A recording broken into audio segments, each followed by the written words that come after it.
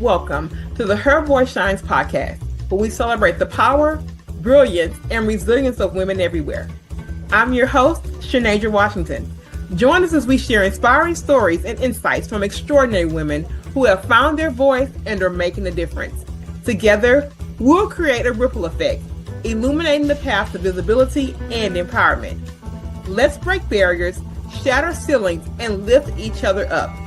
In each episode, we dive deep into the journeys of women who have turned their challenges into triumphs and their dreams into reality. Whether you're looking for motivation, guidance, or a community that understands your journey, you're in the right place. Stay tuned and remember, let your voice shine. Let me tell y'all something. I am back like I never left. It's your fabulous host, Jade Mathis, streaming from the always hot, extra crowded Houston, Texas, baby. And let me tell you about this episode today. I'm being a little extra because y'all know this is a family. You will know in a moment that I absolutely love. Don't play with me. Don't play about this episode. I'm just giving you forewarning. But I'm so incredibly honored to have this jewel with me today. And the information and the space that she has created for me, I will forever, forever be grateful for. So without any further waiting time, I'm going to read her bio. And we're going to bring this beautiful, beautiful jewel to the stage. And surprise, today we are talking to the Jade Ellis Mathis, also known as the Resilient Gem. She's an attorney, TEDx speaker, mental health advocate, and television personality. While following in the footsteps of her father, the host of the Emmy Award-winning, don't play with it, Judge Mathis show, Jade experienced several obstacles and setbacks on her challenging road to becoming an attorney after receiving a life-changing diagnosis of clinical depression, ADHD, and a learning disorder in her junior year in college. She was determined to change the way the world views mental health. In 2016, she gained national notoriety after sharing her story of resilience and perseverance in her viral testimony, "Don't Quit, Anything Can Happen." That video garnered over 1 million views. She is a former prosecutor who specialized in criminal justice reform and has been recognized for her work in second chance initiatives. Also in 2016, Jade created Back on Track, Prince George's County diversion program that was modeled after the program created by Vice President Kamala Harris during her tenure as Attorney General. She's a superstar, y'all. She's been featured in People, Essence, E, MSNBC, CNN, NBC, Fox, Rolling Out, The Root, and several other publications, podcasts, and media outlets. She's a mental health advocate and former mental health influencer for the National Institute of Health and Black Greek Letter Consortium. As an attorney, Jade represents families, members of victims unjustly killed by law enforcement in the DMV and works as counsel with the Detroit Project Clean Slate to expunge criminal records for low-income residents. You can also catch her as a recurring guest contributor on Fox, the CW, and the Roland Martin Show. If you're not already standing up in the building, giving this beautiful gem, you understand me, some love. Y'all look at her. Just beautiful. You can already feel the energy coming off the screen. Just so incredibly beautiful. Welcome, Jade. Thank you. And I just want to know if I can just package you up and take you with me to do my intro whenever I go. We already know the book tour coming. I'm going to put you in my bag and I'm going to say, I have my personal intro person everywhere I go. So, you just go come with me and do it. And then I'm going to do what I do. So that's what we're going to do. We already know the book tour is coming. And I'm ready because I'm going to bring those people. They're going to stand up. And they're going to welcome Jade, and they're going to get that information. You understand? Thank you. Because, sometimes only a couple of them stand up sometime. And I'm like, I say, oh, you're going to be my good cheer girl, my good cheerleader. Get the people going, my hype girl. I love it. And that's what I am here to do. And look, we know you from your legendary father. People who watch this podcast that really know me, they probably like, this girl is actually talking to Jade Mathis. I've been telling people for years, this is my extended family. Never knew it was going to go down this way. So they probably laughing. They're probably laughing out there because I've said it for years because I'm just honored. I mean, your family has done some amazing things. And I want to ask you, as daughter of legacy, because when you think about your father, he is cultural impact. He's truth telling. He is that. He embodies that. So coming from something that's so strong of a legacy, how did Jade kind of of course, adopted legacy. I know you've done it in your work. And then also say, look, there's also a path for Jade Mathis to follow. So one thing my dad always, and I loved him even from a child, it's 4 of us, 2 girls, 2 boys. I am the firstborn, but he's always instilled in us. He's never really pushed his dreams and ambitions on us, but he's always instilled in us to do something great and to do something for other people and to serve. But he's always supported us no matter what that looks like. And that's one thing that I can say that I absolutely love about him. And I'll always remember is that whatever it was, he's always supported us 100%, as long as it wasn't harming anyone and it was making a difference in our community. And that's one thing that because he's instilled that in us, I think he trusted us to kind of carve out our own career paths. And because we watched him even as a child, we would take trips to Chicago on Saturday mornings for Rainbow Push Coalition, because he was a part of the Rainbow Push Coalition, the Southern Leadership Conference. So we saw him as an activist growing up. We would go to his courtroom in Detroit when I was a child. So we saw that greatness. So when it was time for us to make our own decisions, I think we all kind of went into areas where that we were giving back and helping people. And then we were able to carve out, individually what our specialty was going to be or what we liked the most, right? So I didn't go to law school. People think I went because my dad is a lawyer or judge to become follow at his footsteps. But I went after my diagnosis because I said I wanted to go into a career that would allow me to give second chances. And I knew that law would allow me to do that. And I sucked at math, so I was not going to medical school. So I wasn't going to be able to be a physician, but it allowed me to carve out my own path in doing expungements and say that I like to give second chances and build my name in that arena. So what I do tell people is, yes, it is legacy.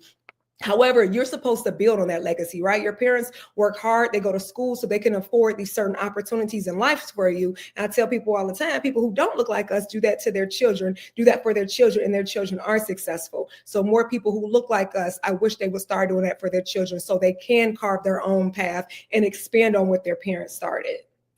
And I love that, because the beautiful thing about that, because I think one of the things he embodies, I believe what I believe and I stand on it. And I think that alone is really the ripple effect. You might not necessarily stand on the thing that I stand on, but I've given you that example of, what to do when you follow passion and believing, in yourself. So when I think about that in my own personal household, even a part of us recording this right now, Jade, it was like my son has to have a living example of what it looks like. I don't care what he decides to do.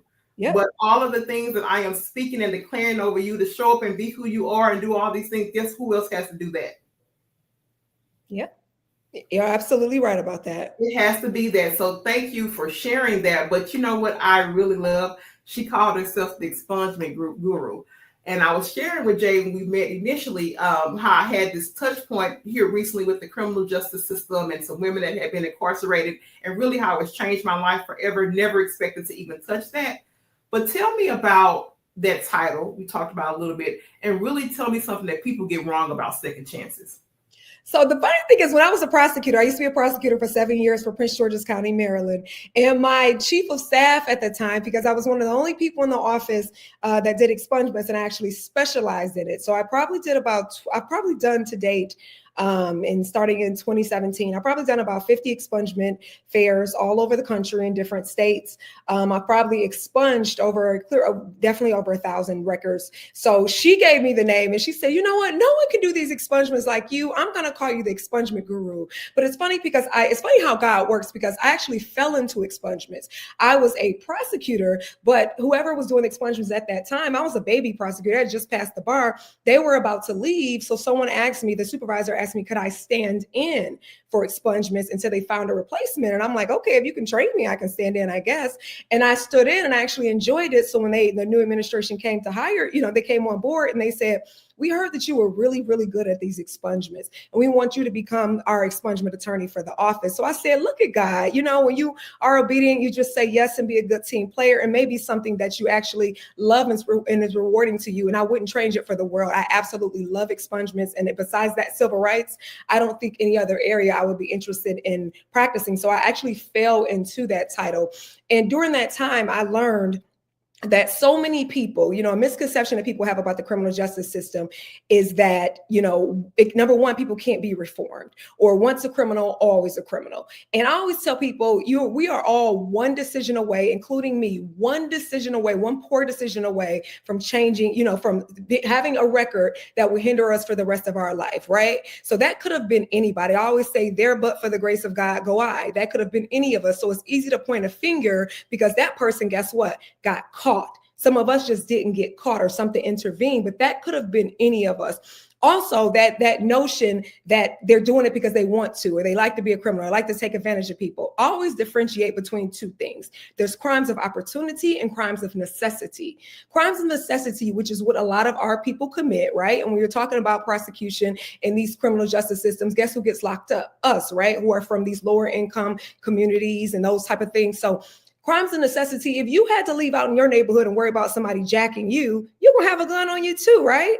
Or you're going to protect yourself in your house, right? Or if you have to figure out how you're going to eat or feed your kids, no, you shouldn't rob that person. It's not a good thing that you're stealing and you're taking from other people. But I understand, I have a greater level of empathy because you're trying to survive, as opposed to someone who already has advantages and really doesn't need to do what they're doing or carry a gun. And I call them volunteer thugs, right? I can't stand a fake volunteer thug. People who don't have to thug, but they want to be a thug. Because people who really about that life or grew up in those communities, they want to be as far as possible away from that if they can.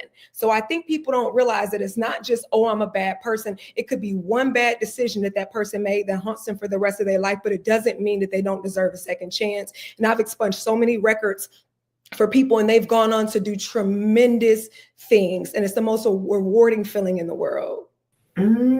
Not Jade, they called him a volunteer thug. Volunteer, I can't stand a volunteer thug. So I'm like, out of all the things you are volunteering in this life, this is crazy. But well, volunteer thugs. For sure. And actually knowing people that have to live lifestyles that force them into being, it's not something that I take very lightly. Oh. I look at the community, which I'm very still a part of the community I grew up in, and to know that most of my friends that are in my age group are dead or in jail. Yep. There's no laughing matter. Families destroyed forever, things generation that it's going to take years to unwrite. Yep. When I became older and I started to go out, further into the world and look at different things and look at different opportunities that other people had, and then coming back here, it still today shakes my core. Yeah. Yep. Yep. So that empathetic lens, I wish many more people had, Jade. It's unfortunate. A lot of them do not. In places where it's really needed, as such as the courtroom and those type of, it's really not. Or a lot of prosecutors' offices, unless you have one where I worked at, was more progressive. So you have some more progressive prosecutors that, come up with alternatives. That was my specialty, as I specialize in alternatives to incarceration, because not everybody deserves jail, right? Now, I will say it's some people that need to go sit their butt down for a while, and I'm okay with that. And there's some other people, there's alternatives, right? Mm-hmm. So, and then the thing is, they don't realize when you lock people up, a lot of times, especially if you're locking up a younger person, they're going to just go in there around more savvy and mature criminals, and they're stewing around them, getting more angry and more dangerous. So you let them back out, and they're even more of a threat to the community, right? As opposed to trying to find something as an alternative to that. So people don't realize that you can't jail your way or incarcerate your way out of crime. It's not possible. Absolutely. And then, I think you set in a really, really great space because you have all of this experience with mental health. And then you also too have this legal authority side. And I'm gonna be truly honest with you, when I was sitting with these women late last year, it has to be a bridge there, Jade, because the bridge, and I got chills. Look, because the bridge, I do, because it touched me in a way that I said, I don't know what else I'm called to do in that space, but I know I've had such a response to it that I don't know what he's gonna do. But I know that there's some work for me to be done there, even though I have really no seeming like connection all the way to it, but it's changed me so much. Tell me about the bridge that still needs to be between this mental health side and this legal authority side. So what a lot of people don't know statistically is that 30% of the people incarcerated have a documented mental health diagnosis. Those are just the ones that we know about, right? So we can't even imagine the people who are not documented or who don't have an actual diagnosis but are still dealing with them and incarcerated. And that's what's happening now, is that they're using these detention facilities or jails as mental institutions and closing down the institutions. And what people have to start looking at, bridging that gap, is that pipeline, right? And one of the pipelines people have to start looking at is the pipeline of trauma, right? The pipeline of where you grew up at in your community, the product of your environment, looking at those and seeing, and even that stuff, environmental, or, from hereditary, you can have mental disorders, right? So looking at saying, how could your childhood of growing up in this trauma, number one, affect you to make these poor decisions or make these decisions that make you, that anybody could have made this decision, right? Or went down this road. Also bridging the gap with services right there. When you see that there's an issue or somebody committed a particular type of crime, or they keep coming back over and over and over and over again, you have the petty trespass and theft, stuff like that. There's probably something there. So I think that pipeline of identifying, okay, this person has done this on paper, or we know these type of people. We know that people deal with mental health issues in general, right? But this person on paper looks like somebody who may be struggling with something else.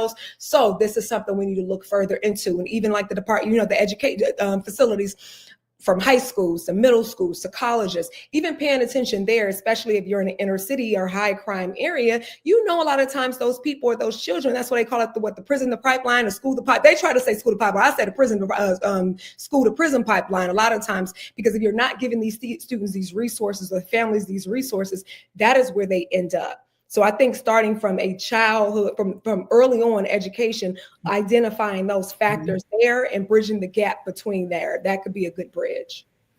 Yeah, absolutely. And I think if you're not in an environment where you're hearing, okay, well, there could be, a mental health conversation.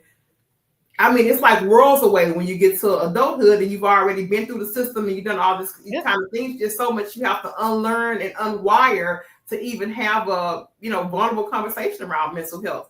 And I think that's an excellent segue because, when you've talked about, your journey with mental health, tell me what's the difference between somebody surviving with mental health and actually living while managing? Because sometimes we need to get out of survival mode. That survival mode ain't really hitting all the time. It's not, what I call it? Yeah, go ahead. No, I just want you to talk about that because people need to hear that different. Just because you surviving and scratching and surviving. Scratching and surviving. You're right about that, because it be like that. You're right about that, scratching and surviving. But no, you are absolutely right. And when I think back on it, that's a great question, because for the longest, I was diagnosed in 2006, between 2005 and 2006. So almost 20 years now. Whew, I know I look young. Almost 20 years now. But it wasn't until 2016 that I actually started telling my story and coming out and telling people. Only my parents knew, and my doctors clearly, because I was a little bit embarrassed, right? And what I was doing is that I'm still here. I think surviving mental health looks like I'm here, I'm alive, I made it another day, I didn't take my life, but I'm here. Right. And I think thriving comes when you have that point of acceptance and you're like, this is what it is. This is what I have. This is probably going to be, for me, myself, mine is incurable. It's treatable, but clinical depression and ADHD are incurable. So I think number one, accepting it, unapologetically accepting it and saying that I'm going to get treatment for it. Like, I think that's a part of also thriving with it as well, is putting yourself in the best position to say, in spite of. Right? Or even with this. So in spite of this mental illness that people say a lot of times you can't be successful with, or it's going to be difficult. Yes, difficult doesn't mean impossible. So I think to me, the biggest difference is that in spite of what it says on this paperwork, in spite of what, it traditionally would look like, because people think about somebody with mental health or mental health issues as people talking to themselves on the side of the street, right? Homeless and pushing carts with the random assortment of stuff inside. That's why I wanted to make sure I became a lawyer. So I show other people we have different looks and different faces. There's no standard of anything because it doesn't discriminate, right? So in spite of that, you're going to still choose to be great. So yes, I have a mental illness, but I am not mentally ill. I think that's what it means to thrive. I have this condition, like people say all the time, I have this, but it doesn't have me. Yes, I have this condition, but in spite of this and what it statistically looks like, I'm still going to be great. And I think I center my life around. Like, and I make my diagnosis work for me. So I tell people, I know that, my deficits are, I have ADHD, I have these type of things. However, we are very gifted and skilled and talented. People with mental illnesses, and they don't realize that on one side of your brain, they're kind of like, we're lightweight geniuses, depending on what it is. Very I've seen it. Yeah, very, very gifted, kind of even like Kanye, or I believe, was it Beethoven that cut off his ear, or maybe Van Gogh. It might have been Vincent Van Gogh. I think one of them had schizophrenia and cut his ear off. So a lot of people, especially with the severe mental health diagnosis, their genius is on one side of their brain. It's just those other lobes, are not as, well, I guess we'll say abnormal as some are. But they're geniuses. So you just tap into things that work well for your gifts. I know that ADHD is my mental illness, but it was one of them. But ADHD comes with that is creativity, right? And very colorfulness. So I write. I studied journalism, like those type of things that interest me. I just do things that I know work well with my mental illness and doesn't stress me out more. I think that's part of thriving as well. That's beautiful. But the reality is, Jade, us as women that look like you and me, it's hard. It's so hard. It's so really hard because it's, it's so many mental shifts we have to do just to be somewhat accepted in place, and we didn't even really accept it. They tolerate. So probably tolerate it. I had to correct that from real life experience right there, because sometimes there's toleration, and I had to tell the people, I was talking, I got time for no mental gymnastics today. I say, Lord, these are gonna put me out of here, but Lord, I'm still your child. I'm just acting up a little bad, but they got me doing too much of this and that, and it still is not really connecting. So how do we shift the conversation from strong Black woman, because I'm tired of the strong, to whole Black woman? How do we shift that narrative? I think showing up, number one, and authentically, I think we have to accept ourselves, right? And I think we have to be honest and transparent with ourselves. I think we have that because I am the same way up until last year when it kind of showed up in my body. But, I can do it. I'm going to put the fire. I want people to think I'm weak. I want people to think I'm a charity case. I got it. I'm superwoman, this and that. I think it's being transparent first with ourselves, saying, I do need help. And, I can be superwoman, but I don't have to all the time. Or I can tell others when I'm not doing well. And I think vulnerability, that's one thing us Black women, we're not able to do, or historically we were not able to do, is be vulnerable without making it seem like complaining, right?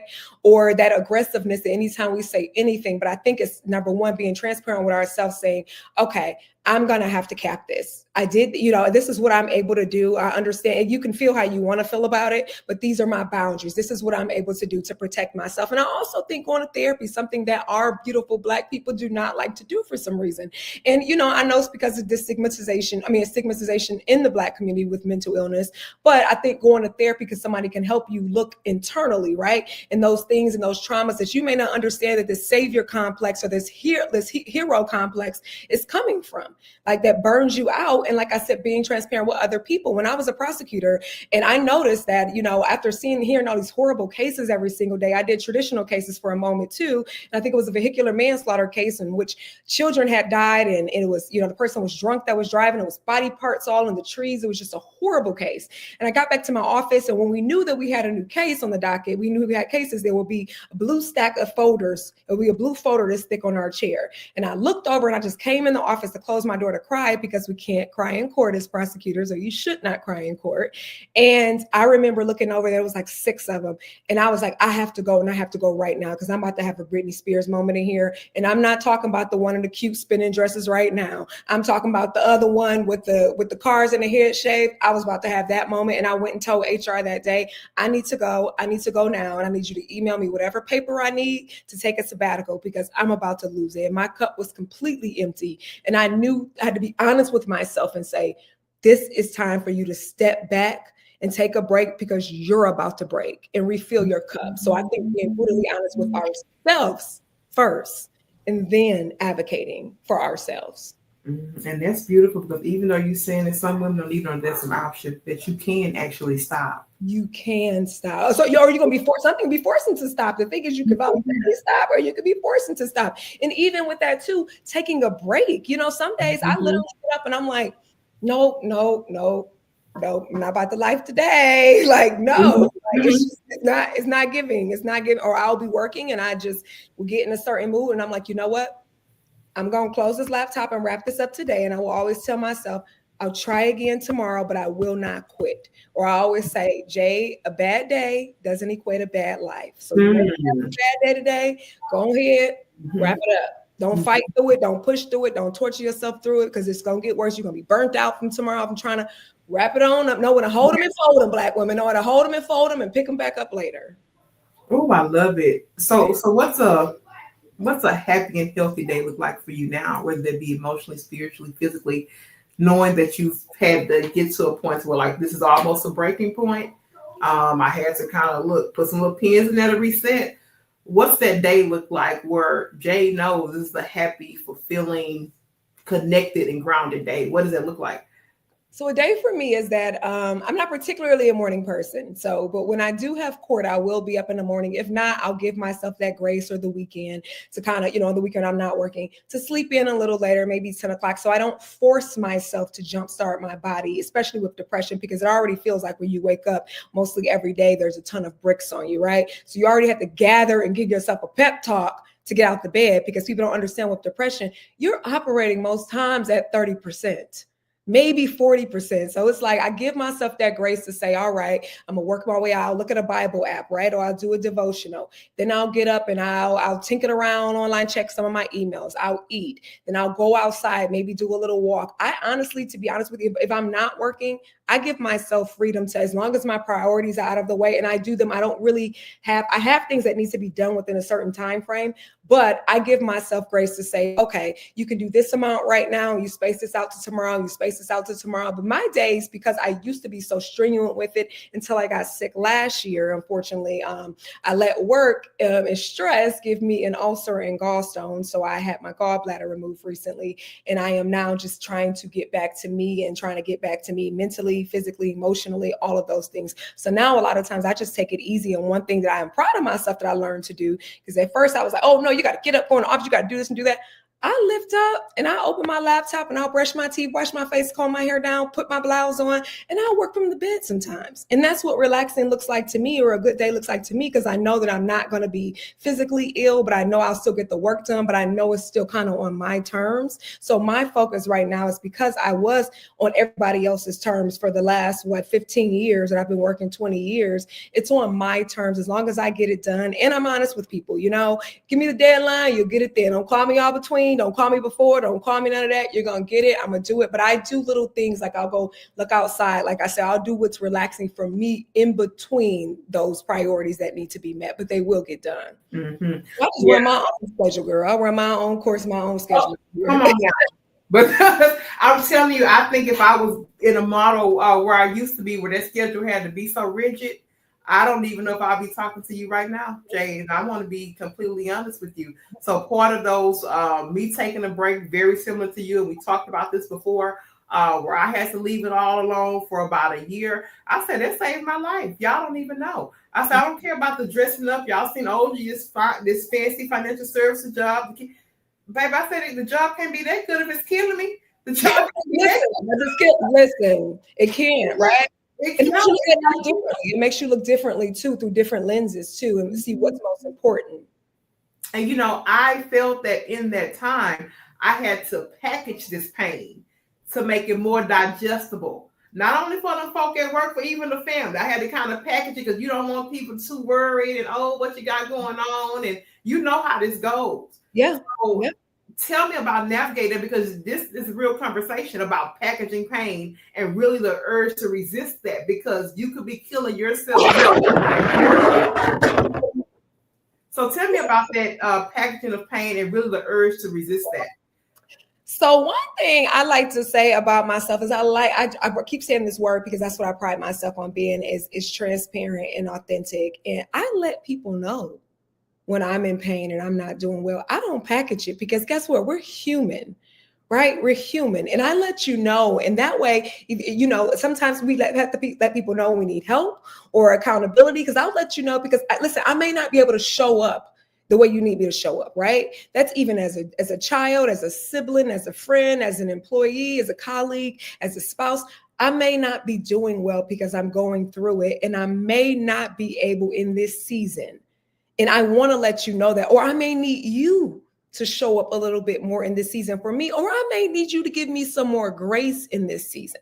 So I'm not going to package my uncomfortability for anyone. And that is one thing I'm big on. If I'm not doing what that pain, it is not getting packaged. Now, I won't be a burden and a complaint because I know, and unfortunately, because us Black women, you know, we can't even say nothing wrong sometimes. They always nagging and complaining. But I will let you know, because number one, I want to let you know how I'm going to show up in this season. And I want you to decide how you're going to show up in this season. So I always encourage people to be very transparent on what you're going through. And that's surprisingly has always really worked for me, that transparency. Mm-hmm. And I told people I'm so heavy on the season. Oh, I'm going to teach you how to treat me. You may think, Listen. you may think you're going to come over here with this food. I'm going to teach you right now. This is re-education season. Yep. What was flying even 2 years ago? Don't try that now. I'm telling you, you better not try it. Yep. And part of that re-education piece, you mentioned it earlier, was those boundaries. And saying, now listen, this is where I am. I'm going to be vulnerable and transparent with you. And I also 200% this may be a place that you are not. And I'm okay with that too. Yeah. And having it, because I say this like all the time, and people say, you changed. I say, good. Look good. Like, I'm supposed to. That's the goal now. You want me to be the same old person from 10 years ago? Shame on you. Because if ain't nothing evolved in you, ain't nothing shifted in you, shame on you. I'm happy to change. Nothing in this world was meant to stay the same. Nope, you're right about that. All life is evolution. Yeah. And I'm comfortable enough and okay to say that. And girl, it sometimes it's not easy, but they get that re-education to be on a heavy basis now, because I cannot afford, you hear me, Jade Mathis, I can't afford to go back.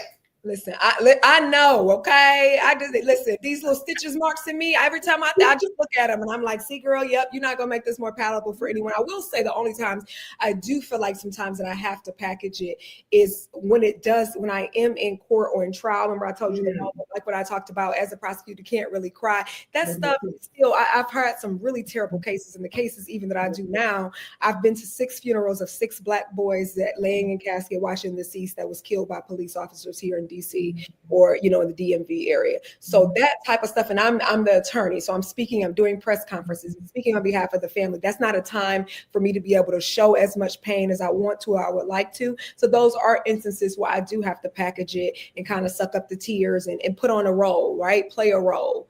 And that's the times I do find myself doing that I would have normal human reactions to watching these young Black boys that were killed, and their kids crying and their moms crying, and siblings crying at these funerals. And I really, there's not a space for me to be able to cry because I have a job to do. Yes, absolutely. And that's where that part for you, and having that solitude after really gets dumped. Because when we talked the first time, I got to thinking about that. I was like, I can't even imagine. I'm like, I'm emotional sitting on the couch. I'm also sitting on the couch watching, and this lady is doing press conference in the face of mothers and fathers and sisters and brothers. That's not an easy walk.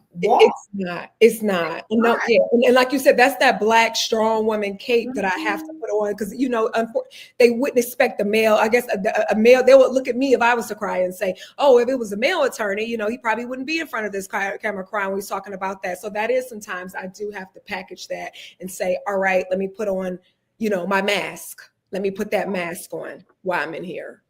So how are you protecting your peace, being that your story is it's part of a public domain. You are a public figure. So I, kind of channel that. I know there's the work that you do, there's the service that you do, but where is that protect your peace? Because when you like it or not, Jade Mathis, she's known. She's a public figure.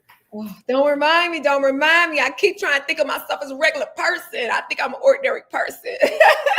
No, well, go ahead. I'm gonna let you have your segment. Go ahead. Let me sit in there for a minute. I get a couple moments of normalcy, and I enjoy it. But I am queen of, I would disengage, I would block, I would disappear, I would ghost. Baby, I got to do what I need to do for me to be able to, make it to the next day. And I'm not giving you an explanation. I will disappear. I remember when we first talked, I said, are you on social media? You follow me, I'm gonna get back on and follow you back. Because I take sabbaticals. I'll take a break between anything. I'll block some numbers. I have got to maintain it, because the thing with me, or like you said, other public figures, is that your phone doesn't stop ringing, right? Your email doesn't stop. The requests don't stop. The acts don't stop. Even when you go out, right? People are going to notice you. People are want photos. They're going to want to talk to you. So you're on all the time. So I make sure I'm filled all the way up and I'm in a peaceful space before I even leave out to go to something. If I don't, guess what? My protection is not going. I understand that I committed now events. I'm not going to back out on an event. I ain't bootleg like that. But I understand I said I may go to this your birthday party or this celebration or this release or this launch. But guess what? And I'm not even going to tell you that. My boundaries for my self boundaries is, Jade, you know you're burnt out. You know you have this amount of things to do this week, or you know you're just not mentally feeling well today or in a space to see all those people. And if you show up, it's probably not going to be the best representative of yourself that you owe to these people or that you want to display. So how about you just not? So I think not, stop, block, all of that stuff, disengage. That's what helped me keeps my peace. I stay in my own little bubble when I don't have to show up and perform and do this and do that. I stay in my own little bubble, baby. That phone may not get answered. And those texts may not be for a couple of days later because I don't have the capacity for whatever's on the other end of it. And if I'm in a real peaceful spot, it don't even matter what's on the other end of it. You're not breaking up this peace, right? So I'm just going to have to, it could be something you want, good, bad, whatever. I just know I like the moment that I'm in. And like yesterday, blowing me, texting, calling. It's a Sunday. Nope, this is my Zen day. This is my day. Yep, I got to get ready for this week. So I will not be responding to anyone today on Sunday. Everybody will be getting called back Monday. And I stayed in a bed and watched everything I could find on Netflix that was new that I hadn't seen. And I ordered some Uber Eats and sat in that bed and had my glass of wine and enjoyed my Sunday. I love it. And I was just talking to a group of women at a table and they were saying, well, you must have a lot of friends. I said, you must not really know me. I said, she got the time. I said, huh? I said, wait a minute. Now, I said, I do my work. I put my work into the earth and I do that and I show up and I'm consistent and all these great things. Like Jay said, she ain't bootleg like that, me either. Yeah, I'm sorry. Hold on. You know what? Is that the... Well, you know what? They ain't needed anyway. Not they just hit me and said they canceled it, girl. She done ran into some. I knew when she was on that little bike, I wasn't gonna get it. It's all right. I get something. Just they didn't cancel the woman's food, y'all. They didn't cancel the whole for whipping being 30, 40 minutes late. So I hate if I just was sitting there watering. I'm just gonna go get something after they wrong for that. But it's my God, girl, you gonna make me crack up on this thing. I'm just.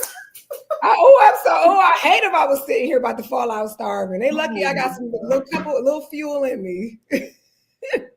But Jade, I'm telling you, I told that young lady, I say when we talked about this too, when we spoke the first time, I said I'm in a stage in my life where all I need is 3-4 solid good ones. All this extra stuff, talking about buddy, this ain't high school. I ain't looking for no clique. I don't need no validation. I don't need no crew. I don't need none of it. Yep. Okay, because right now, this energy that I have right now, I am so committed to protecting it. Listen, by a thread, we have a thread of energy sometimes, and more people means more energy and more all of that, and more disruption of your peace. I mean, it really is. And I knew it was bad when this. I love her, and she called me about a week ago, and I answered the phone the first ring. She almost fell out. She said, "What?"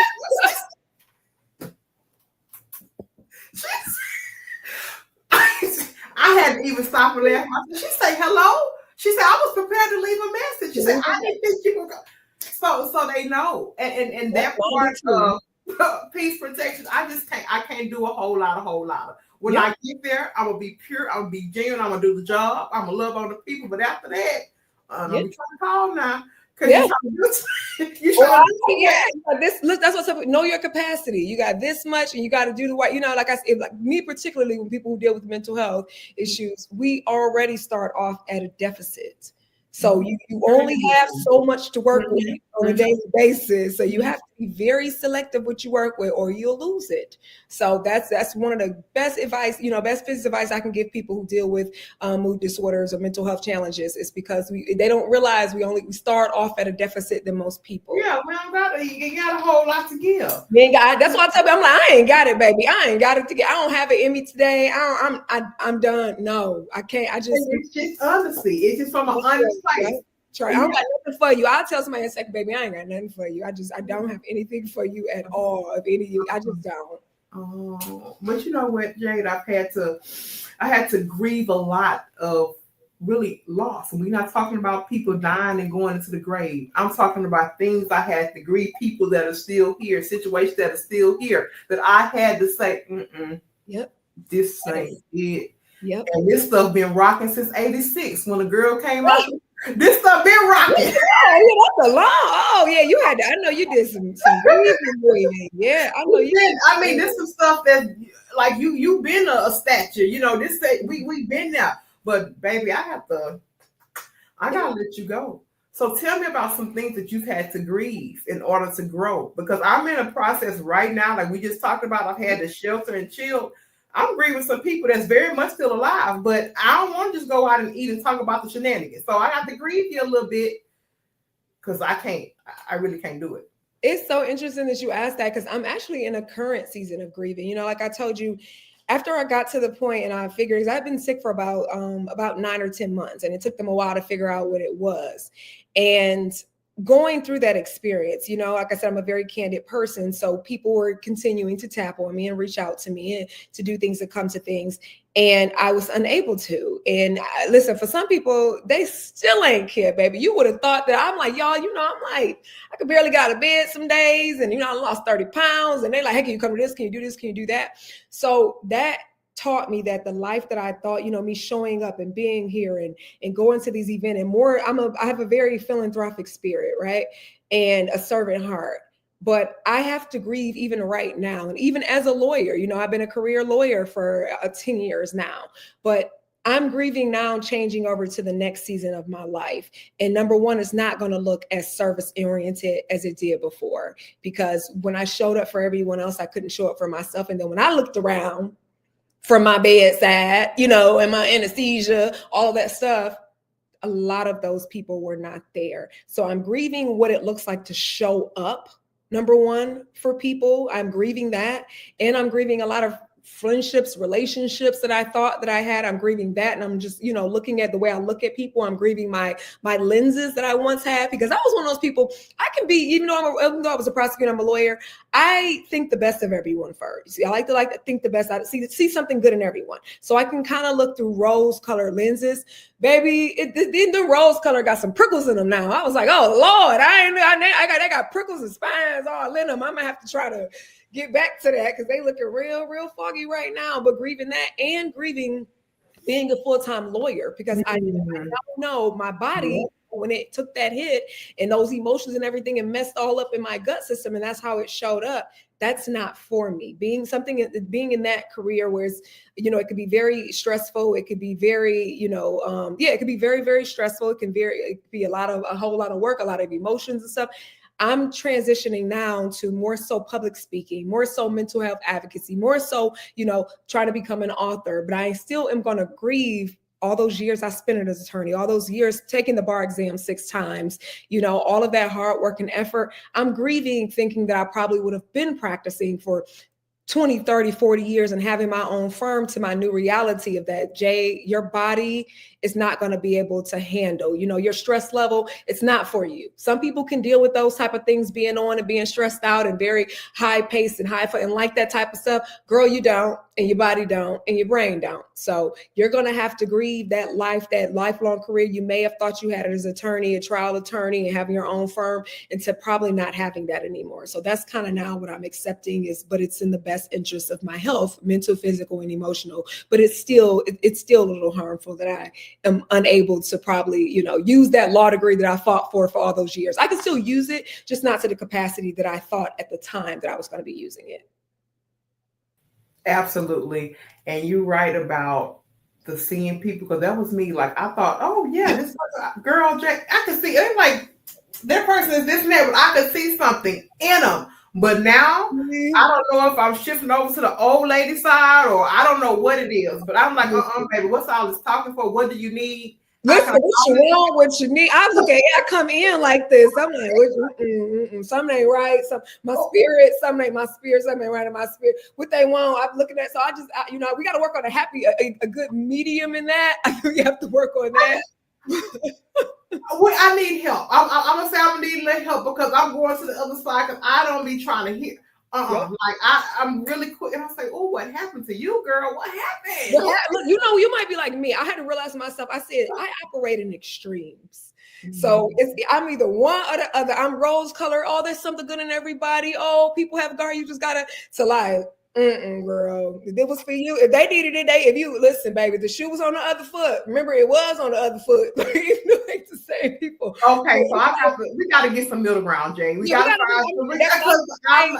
I'm having a hard time with gray. Me and my therapist are working on that gray because I'm not really good with this gray. But yeah, so maybe you like me, we got to work on that gray. It's a little hard, but I'm extreme this way or that way. And yeah, I'm that way right now. Let me go here because I want to make sure we get this one before we kind of come to a close. And this is one of my favorite questions I told you on there because I challenge this every day. What do you hope the presence of Jade Mathis gives over a resume? A resume could never. That's what I want to say. My resume could never. I love about this, and that's one of my favorite questions. When I send it over, I say because that's what keeps me in line. That's what keeps me grounded. That's what keeps me going. Because baby, their resume could never compare. Could never. Listen. That's why I don't update mine often because it's not giving what I'm giving right now. But that is a phenomenal question. I'm gonna have to steal that from you. But no, yeah, that is a really good question. And what I would say is I think that we're all placed on this earth for a particular purpose, right? And a particular mission. And I think it's to leave the earth and the world better than it is when we came, and to leave people better than we did when we found them. And that's one of my main missions and goals in life is that I always want to leave people better than how I found them. Not saying that they were ever doing bad, right? But I want to leave you with a great experience of me. I want to leave you with something valuable, something that'll make you happy, something that, some type of wisdom or departing you something that you didn't have when I met you. And one thing that I specialize, I pride myself on is people all the time, oh, you're so pretty, you're so beautiful, this and that. And I appreciate it. But kindness, I would rather be kinder and more beautiful inside than I am outside any day.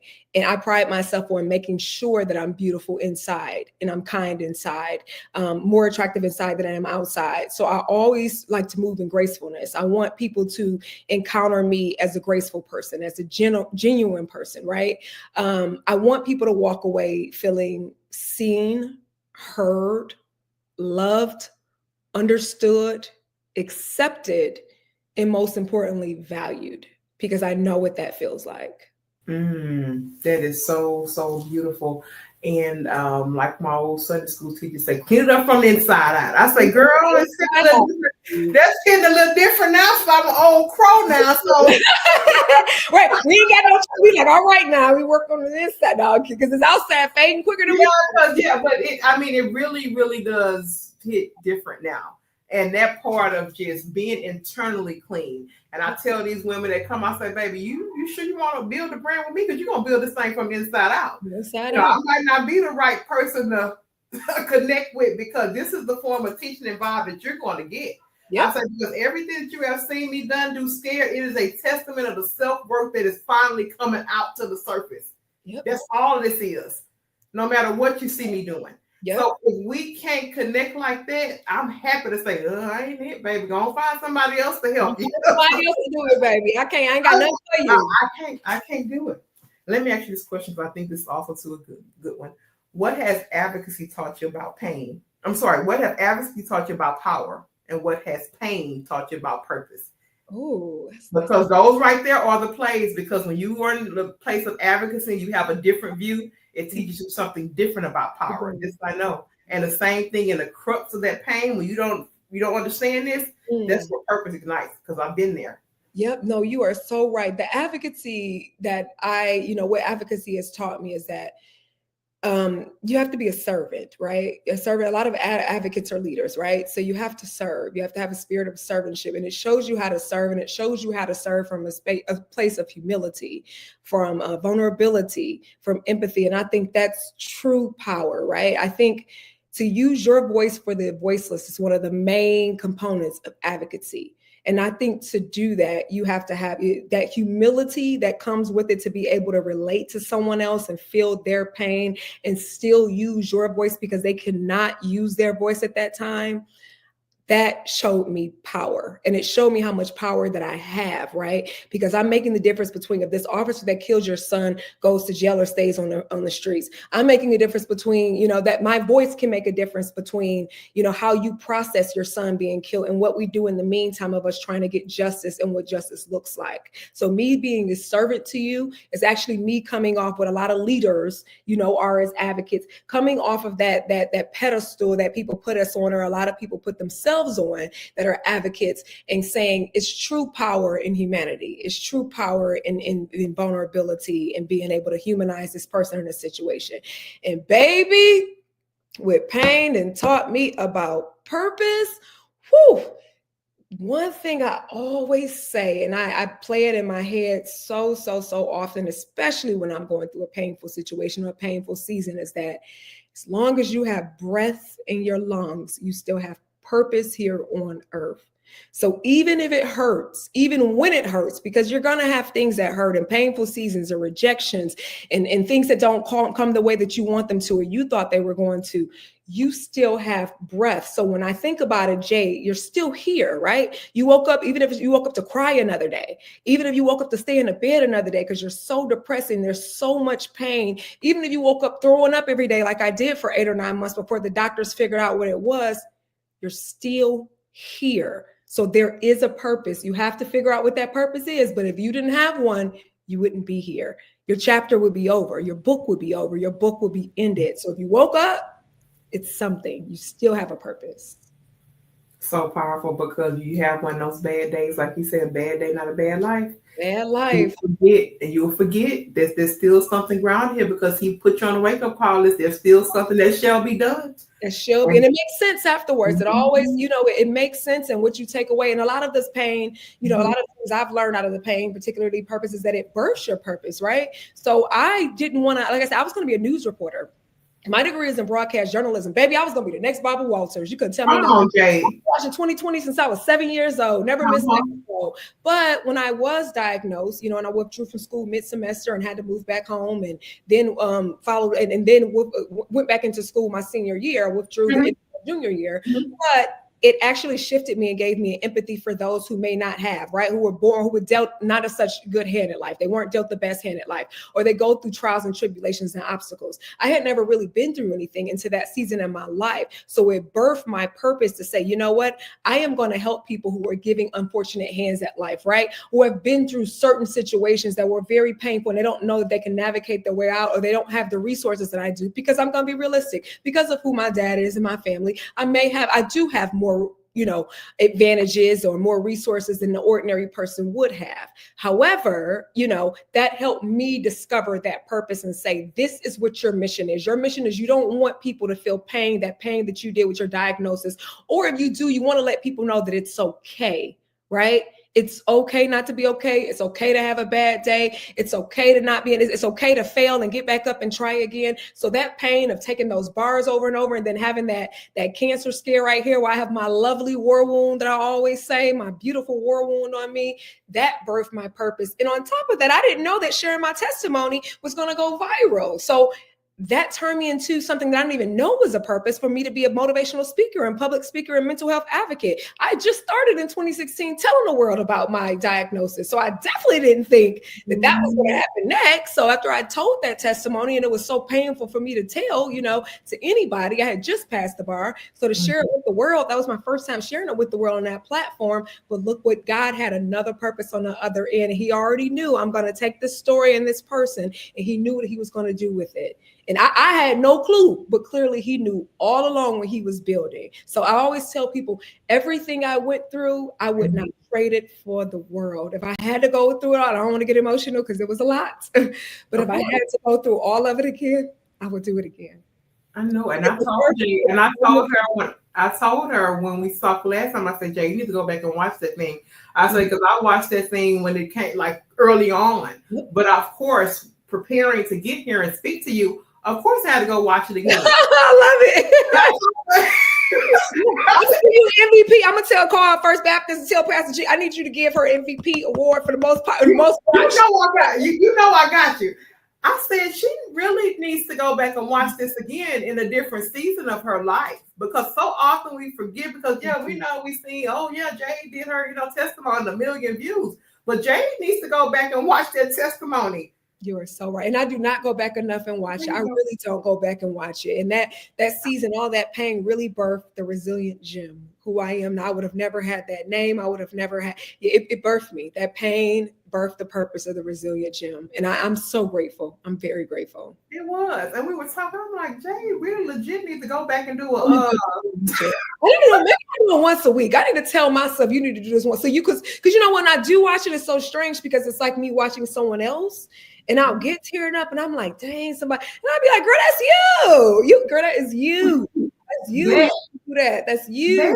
I said, and because then she was just so casual. I'm like, huh? Like what?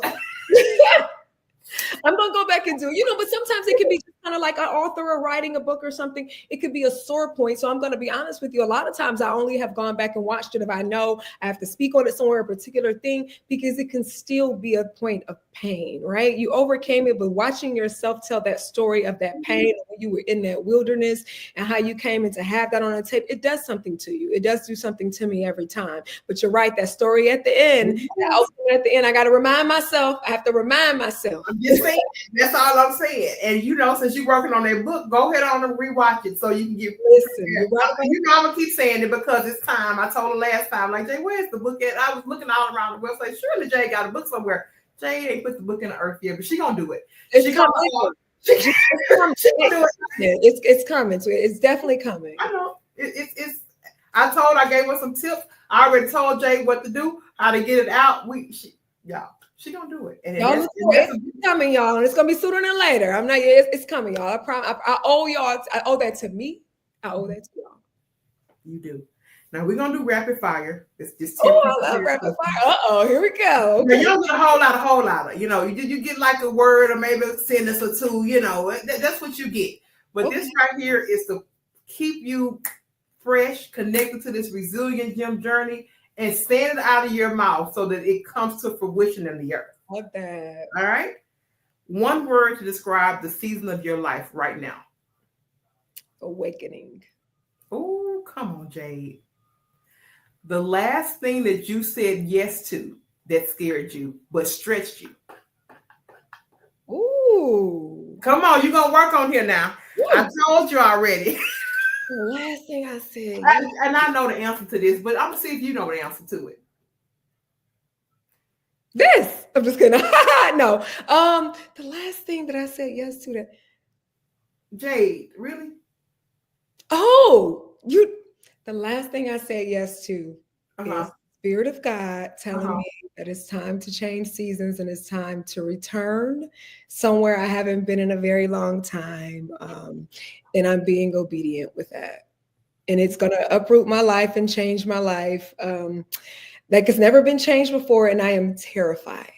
But I still realize why I did these questions. Because Jay, we just laid Listen. I just saying this work. Because she's talking about what I said, now really? Are you kidding me? Stay tuned for that. She'll let y'all know. Stay tuned. It's gonna be another baby. That's part of the testimony times fat. That's the 5th edition of the testimony. But yes, that's part. Yes. Oh, I love that. Thank you for that. Oh, baby, I'm so scared. And I said yes. See what I mean? Okay. Yes, I do see what you mean. Your go-to hype song when you're ready to get on that stage and speak. Do you have a song I got a lot of them, but do you got like a song? I'm gonna put this on and play it because this my, hey. I like Survivor. Come on now. Somebody else said that today on the show. She was way in the UK talking about Survivor. Yeah, I like, it's kind of when I used to do my tours with the National Institute of Health, we would do HBCUs. Walk it like I talk it was something I will always. It will carry me out to walk it like I talk it.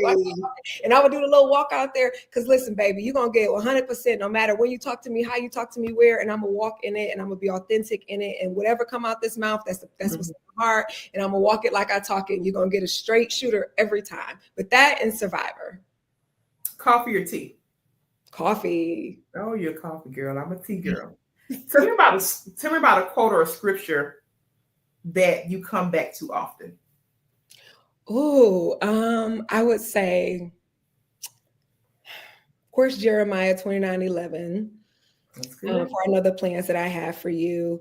And then why am I drawing a blank on what the actual scripture is right now? But when Jesus told the lay woman to pick up her mat and walk, I believe it was Acts, but I cannot remember exactly right now. I have it written downstairs, but when he told her to pick up her mat and walk. And that's because I have been through, those times when they thought that I could potentially have cancer in the middle of failing the bar for the 4th, 5th, 6th time. And I wanted to, give in, and I wanted to, I couldn't get out the bed. And I was like, I don't know how, I just remember hearing the Holy Spirit tell me, pick up your mat and walk. And I didn't know where I was walking to a lot of times. Even beautiful. I don't know where I'm walking to, but I pick up my mat and walk. Oh, that's beautiful.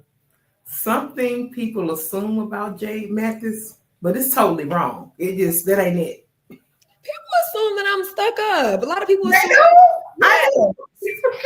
Before getting to know me, a lot of people assume that I'm stuck up, or they assume I got a rack of boyfriends around the corner. That's not true. I got a long line of suitors. I mean, it may be one. I just don't pay attention to them, or that I'm stuck up. A lot of people think that I'm a privileged, entitled, stuck up girl. A lot of people think that. Well, I can prove to y'all she's not. Jade, it seemed like a cousin of somebody I've known a long time. We just sit here, last talk, and move on. Okay. Now, tell me about a habit or a practice that keeps you mentally grounded. I like that. Gotta work. I love nature. Really does something to me as well. So I love to take walks around the water. I love to just sit out and listen to nature, no headphones, any of that stuff, having my feet on the ground. I think that definitely, keeps me grounded. And when I'm sitting there with my feet on the ground and just nature, and also therapy. Therapy, absolutely, of course. And I didn't start therapy until 15 years into my diagnosis. I didn't start therapy until 2021. When I was like, okay, girl, all right, it's COVID pandemic, but you navigate like the other people because you already have a condition. But therapy and just being one with nature, and actually now taking road trips by myself. I like to get in and drive by myself. That's something that I've really started enjoying now, like hiking and that type of thing, road trips by myself. I love that. Now, if you can sit on a panel with any 3 women, living or gone, we don't know. We only get 3 now, so no whole lot of. Yeah. Only 3 at the table. Who gonna be at that table? Oh, you got some good ones. You got some good questions. Ruth Ginsburg, of course. I've always been a huge Barbara Walters. Come on, Barbara. And I do enjoy trying not to do the stance between the two, but of course it would be Michelle Obama. Trying to decide between her or Oprah, but Michelle Obama. Actually, Oprah. It would be Oprah. Okay. I love it. And this is the final one. Your voice shines brightest when? Ooh. Come on. My voice shines brightest when I am walking in my truth. Beautiful. What a fabulous rapid fire round. All the answers for fire. Amazing. Yeah, I know that was a little longer, but that was some good ones. I had to think. Real quick, but this is the part of our show we cue over to our guests for final thoughts. I tell you to give us some great parting words for this space, and really something that captures the essence of the Jade Mathis. I'm going to cue over your final thoughts, and I'll close the show. I would always say I want you all to think about one word that you would define yourself as, and stay true to that word. So when I was looking for one word to define myself as, I looked at everything I had been through, and I looked over my life in a journey. And I said, I never gave up. I took punch after punch after punch, and I kept getting back on the horse, right? And I picked the word resilient. So I want you to define yourself, pick one word which you to define yourself by, and make sure that you look up and you're true to that word every single day, and that you embody that word and what that definition is for you. And guess what? Never, ever, ever give up. Take a break, give yourself permission to pause, but never, ever, ever give up. And I know it sounds cliche, but it's not. Never give up. And it's okay to start. One of my most important advice is it's okay to start over and over and over and over again. Give yourself permission to start over and over and over again, because guess what?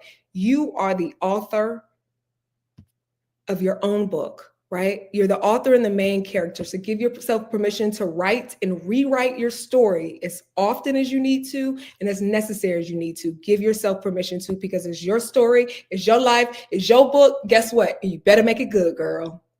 And that's it. You better make it good. Then she can't make it good, girl. Make your life story good.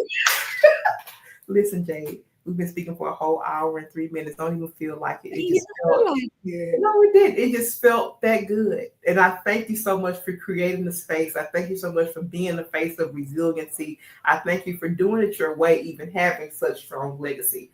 When I reached out to you, everything was pure in intention, and I am so happy you answered the call and said yes. I do not take it lightly.